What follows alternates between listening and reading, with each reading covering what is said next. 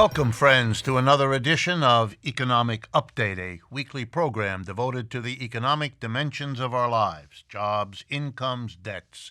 I'm your host, Richard Wolff.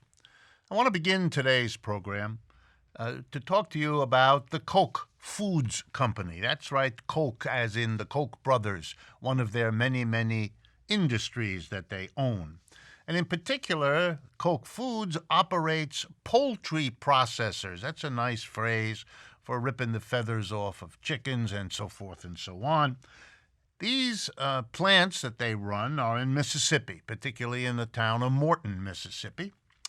And in early August, the ICE people, the immigration folks, staged the greatest raid in American history against immigrants. They rounded up 600 to 700 immigrants working in those poultry processing plants.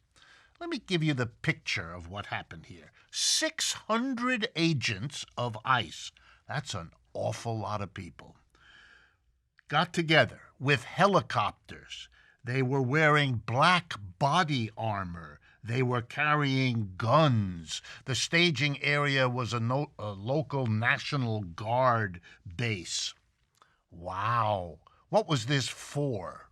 It was to arrest people on the job. It meant that those people's children either watched all of this or had no parents when they were expected at home. It separated people from one another. It terrified everybody, which clearly was part of its purpose. You could have arrested those people, if indeed you felt you had to, on a weekend or in their homes or in the evening. You could have made arrangements so it wouldn't terrify the children. All of the things a sane, decent human being would understand. But it is much worse than that.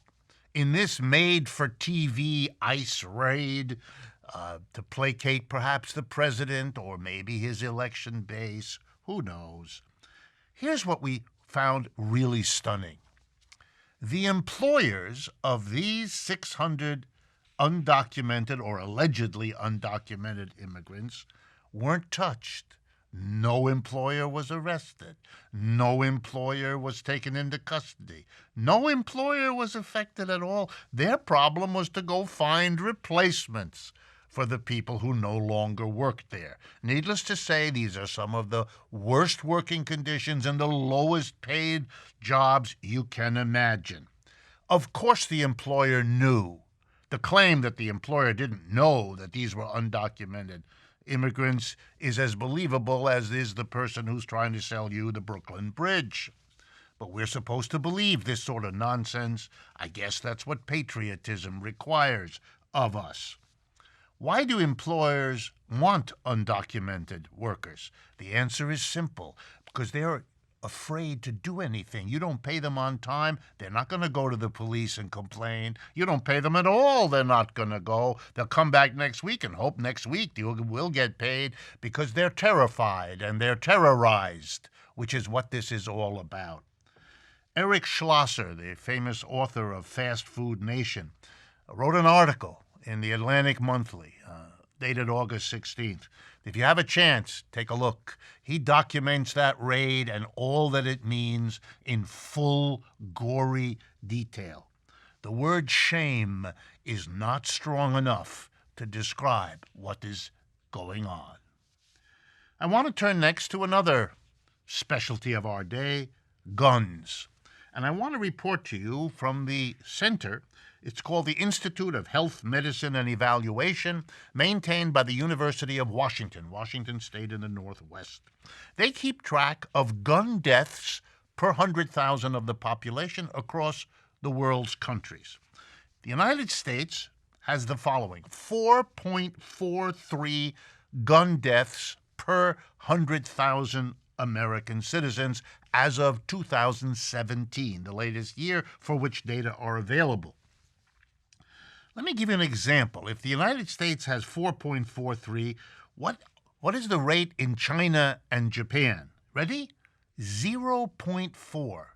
Let me stress, that's 100 times less of a rate of gun deaths per 100,000 people. Canada, a place rather like the United States with lots of people who have guns. How many gun deaths do they have? Again, we in America have 4.43, the Canadians 0.47, 1/10 the rate of the United States. Let me give you the names of two countries that also have less gun deaths per 100,000 than we do. One is Afghanistan and the other one is Iraq. Here's the statistic. Afghanistan, 3.96. They're getting close to us, but they still, in a country that is war-ridden for the last umpteen years, they still have fewer gun deaths per 100,000, and in Iraq it's 3.54. Close, but still less than what we have in the United States. In Britain, 0.06. Denmark, 15. Here are some countries that have higher rates of gun death per 100,000. El Salvador, Honduras, and Guatemala. In El Salvador, 43.11. That's 10 times worse than the United States. That, of course, is why those people are coming to the United States, to escape a level of gun violence that ought to make us welcome them seeking safety. But, of course, you know what we do instead. My next update has to do with how conservatives in America are responding to the proposals of some of the Democrats running for president, particularly Elizabeth Warren and Bernie Sanders, to tax wealth in the United States. Oh, they are getting their passions riled up about it. Let's take a look. I'm going to focus on Elizabeth Warren's plan because it is the most clearly and worked out and detailed plan. Here's her plan. She would require an annual 2% tax, 2%, on all portfolios or all net worth individuals who have, get ready now, more than $50 million. So a lot of you listening and watching can relax because Elizabeth Warren is not after you. If you have $50 million or less, none of what I'm about to describe to you will affect you. You're not part of the story. And how are they going to be taxed? 2% of what they have above 50 million. The first 50 million, nobody gets taxed, including these wealthy people. Only what you have in excess of 50 million will be subject to a 2% tax. And if you have more than 1 billion, you will be subject to, get ready, a 3% tax per year. Okay, how many families in America are going to be affected by this tax? Answer, 75,000 families. That's in a population of 325 million people. I did the arithmetic. Here's the percentage of Americans that will be affected. Ready? 0.0002. Wow. How could you get really excited about this if 99.99999% of the people are not affected by this tax? Well, our conservatives, ever ready to defend the 0.00002%, are on the job. This tax will raise over $10 million, 10 years, $2.75 trillion of revenue, able to solve many of the most egregious problems of American society. Wow. You could help 325 million people by taxing, ready, 2% of the money owned by people who have more than 50 million, leaving them, of course, with 98% of what they had. They would still be the richest people in the country. But the conservatives are apoplectic. One of them, on Fox News, recently referred to this as a confiscation tax. They're taxing our property. That is awful. That's my property. And you know something? It's even worse than awful, because I already paid an income tax when I earned that money, and now I used it to buy property, and they're going to tax my property. Isn't that awful? And to go even one more step, they said, over 10 years, you multiply 10 years times 2% a year, that's 20% of my money.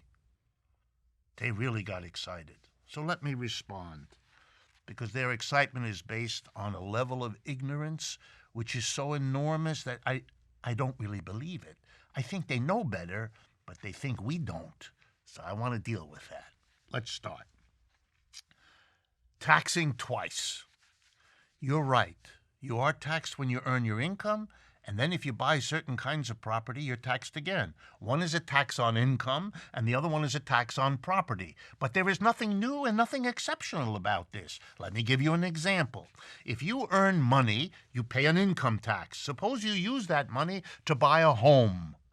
Guess what? There's a property tax on your home in the town where you live. So you're paid income tax, and then you pay a tax on your property. That's not new, and that's not exceptional. What you're screaming about, Mr. Conservative? There's nothing new here. If you earn money, you pay an income tax. If you then buy a car, you pay a property tax on that car. Once again, income tax and then property tax.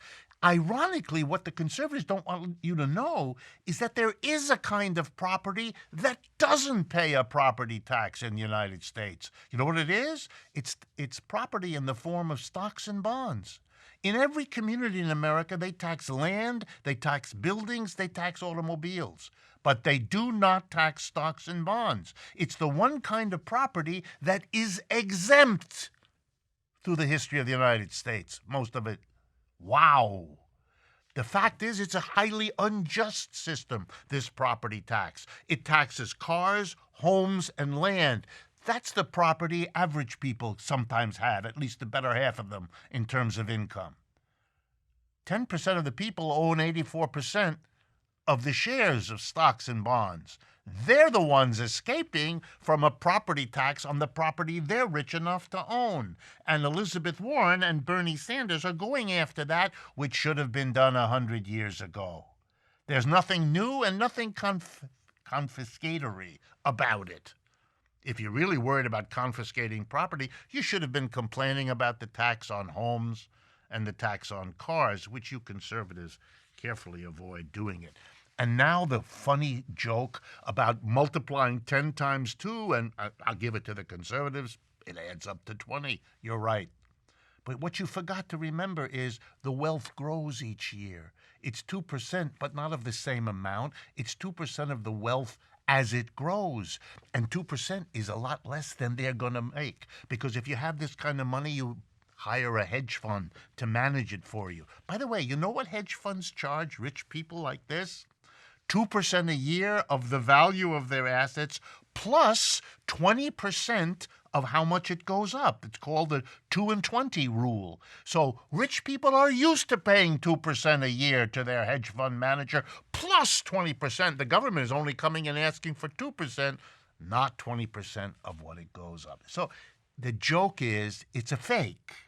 They don't want to pay the tax. That's all that's going on. Rich people don't want to pay the tax, which should come as hot news to nobody.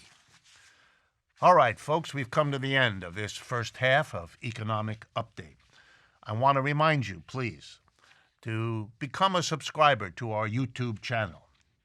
It's very, very important for us. It's just a click of the mouse for you, and it changes our situation and it supports what we do.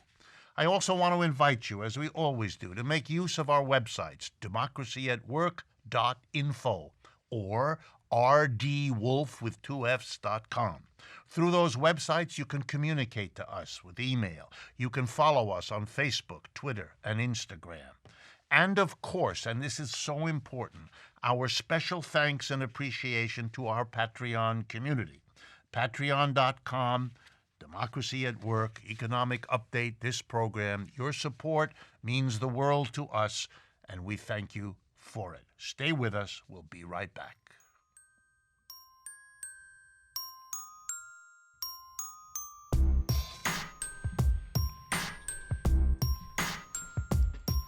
Welcome back, friends, to the second half of Economic Update. I'm very pleased to be able to welcome again Dr. Harriet Fraad. She is a health counselor, mental health counselor in private practice, a hypnotherapist in New York City. You can find her work, which you're familiar with if you watch or listen to this program, at her website, Harriet Fraad, Fraad, Harrietfraad.com. Recently, she has begun to produce a bi-monthly podcast called Capitalism Hits Home. I think you'll find this kind of work that we will be talking about available on that podcast, and we urge you to take a look at it. It is available on iTunes, Google Play, and at our website, democracyatwork.info. If you'd like to support it, please go to patreon.com/capitalismhitshome. Welcome again. Thank you. I want to ask you about the relationship between capitalism as an economic system on the one hand and our mental health. Even though it's a bit odd, let me quote our dear president, Mr. Trump, who, in defense of his advocacy for guns everywhere and as many as possible, doing the work of the NRA, explained that the recent horrible shootings are not about guns, but are actually about mental health. He thought thereby to defend himself and his record, even though it implies for the rest of the world that the United States problem, which they thought was bad with guns, is actually much worse because we have such a mental health that we have 10 to 20 to 30 times the amount of gun violence, apparently because of our mental health. But putting that aside, there is a serious relationship between the two. So I'd like to explore with you how capitalism as a system shapes, influences the mental health of the American people. And to focus us, I want to talk about two parts of capitalism: the goods and services that are produced in the employer-employee relationship that we're all familiar with in a factory, the office, the store, on the one hand, and the other part of capitalism, the buying and selling in markets that we do with the products of our goods and services, where we buy and sell with one another, the market in short. So let me begin by asking if you could tell us a little bit about what mental health is, and then begin to explore how capitalism as a system affects it. Oh, what mental health is among human beings is connection. We're herd animals. We're never supposed to be all alone. That's why solitary confinement is the worst possible torture and the worst possible punishment banned by civilized countries. In any case, people depend on connection. There's a table of connection. The first leg is intimate connection. It could be with a lover or a husband. Emotional connection, not necessarily present with a husband or a lover or a wife. Or it could be with a best friend to whom you really can confide and who will stop what they're doing and hear you if you need them to, or a relative who has that function in your life. That's one leg of the table. A second is a series of friendly acquaintances, people with whom you connect either because you go to a dance class together, you're on a team together, you're working on a PTA, you're working on a blood drive, you both work on a political campaign. There's something that joins you in a friendly and purposeful way. Another one is connection to a wider circle, a feeling of being connected to your community, being connected to your city, to your country. And the fourth is being a world citizen, having a sense that I am part of this world. So if climate change is happening and drying up places that are flooding and so on, I'm part of that. I have to face that. I am a world person. So you're connected intimately, acquaintance-wise, community, and world. Exactly. And capitalism... And so if I can just push you a little bit. So if you're cut off from these connections, is that when a mental health problem surfaces? Absolutely. Psychosis, which means insanity, happens when people lose even the social connection of language and they just speak entirely with their own meaning system, which is undecipherable by anybody else. They even lose language, the basic way we have of connecting ourselves to other people. And in a brief study that I did over 3 months of mass shootings, and there is now one every day. There has been one every day in 2019, and I haven't kept up with all of them. But the shooters are mainly millennials between 23 and 28. They're all men, and they've lost a connection. They've either lost a romantic relationship or they've lost a job usually, both of which are things that connect them to other people and to the world. For a man, the two important connections are the woman and work, employment. And so they've lost primary connectivity. And that, in some sense, makes them feel enraged and unmoored and fosters the kind of mental illness you have to have in order to kill people you don't even know. Just go in and mow them down. But you also need a kind of alienation from other people. And how does capitalism fit in there? Well, one of the key things that allows people to feel healthy and connected is equality. And we are now the most unequal nation of all the wealthier nations.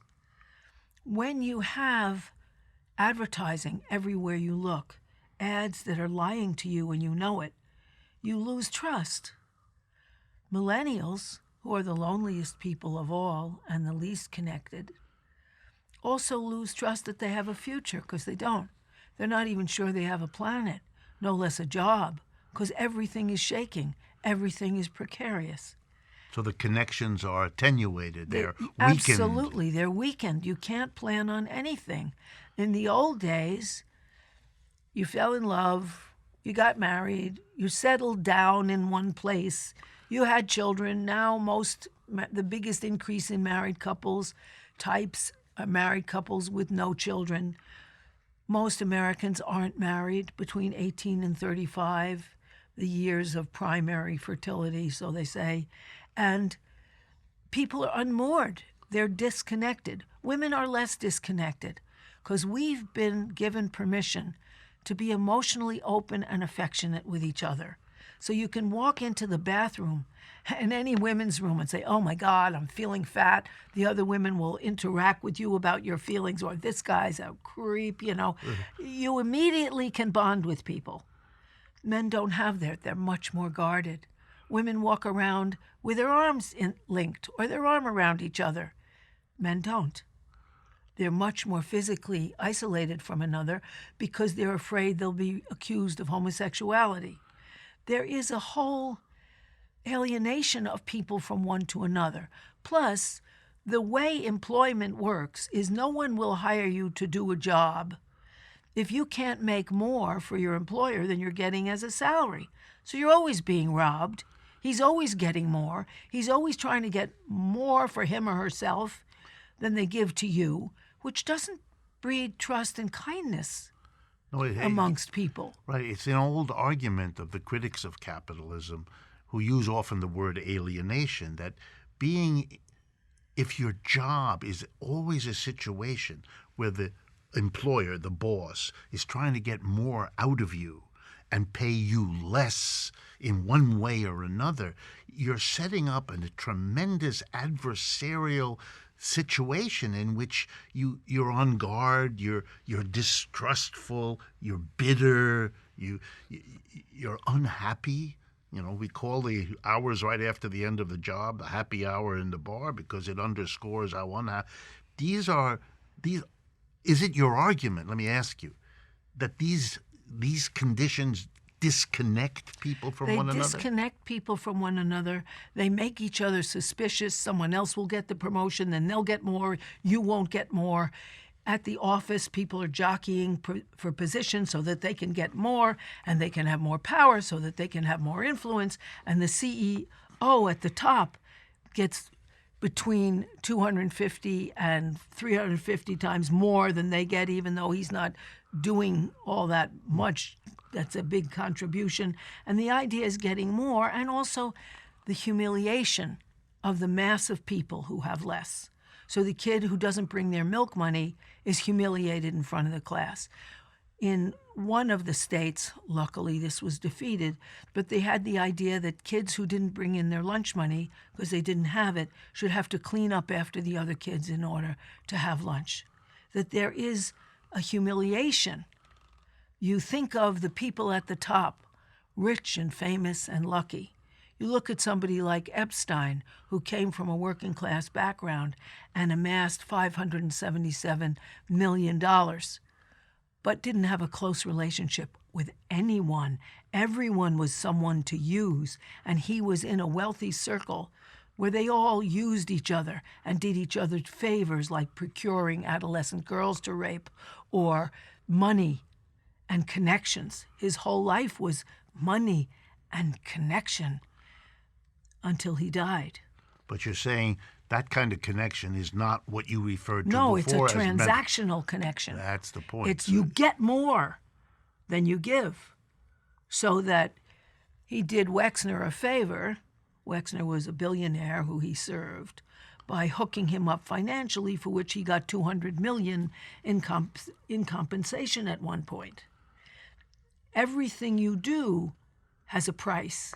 When Epstein was in jail recently before his murder or suicide, he put money in the commissary accounts of the different reputedly rougher people at the jail so they wouldn't rough him up, because he'd always paid everybody off, and he did it to the end. So in a way, we're going back to your earlier point. The inequality creates an interruption or a blockage of connection. You can't feel connected because that person is so much wealthier than you, or that person is so much poorer than you. It's an argument that inequality really is, in its own way, an endangerment to mental health. It is. And people more and more, if they have the money, they live in gated communities. They join golf clubs where you have to pay over $100,000 to be a member. They make sure that those others can't get anywhere near them. Wealthy people send their children to private school. Dalton, where Epstein taught, where our Attorney General's father gave him a great big favor, which one doesn't understand what he got in return, but in any case, where he taught, cost $51,350 a year for kindergarten. What kind of kids are going to be in your class, even if you get a partial scholarship at Dalton? So the irony is they want to connect a few people. But they disconnect from the masses who are trying to get their hands on their money. And even among those few, they have transactional connections. There's a book called Primates of Park Avenue, or Park Avenue Primates, which is a study of the 1%, who doesn't even talk to you unless you have money and connections, because everything is a transaction. You don't find someone who seems sympathetic and become a friend. No, you watch how they're connected and what they can do for you, and whether playing with their kid can get you into a better school. So in a way, is it too much for me to say, to draw from your comment, that in a society that interrupts or blocks or thwarts connections, it isn't that, on such a systematic basis, it isn't that surprising that occasionally people go over the edge with the level of mental upset, of disconnection, and then act in these bizarre ways that are kind of extreme form? Well, it's a combination of the mental and emotional disconnection that allows you to kill people, and also the proliferation of guns in a society that doesn't care if you die. They're selling. They're selling, and they're lying to sell, so that they're cut off from other people, and you are cut off, and people are very lonely. 22% of millennials say they don't even have an acquaintance, no less a friend. Sad. We'll come back to this topic at a future point. Thank you very much. I hope you found this as interesting as I did. You know, evaluating capitalism as a system should always have asked the question, what are its implications, not just for our physical health and our jobs and our incomes, but for the mental health upon which a civilized society depends. I look forward again, as always, to speaking with you next week.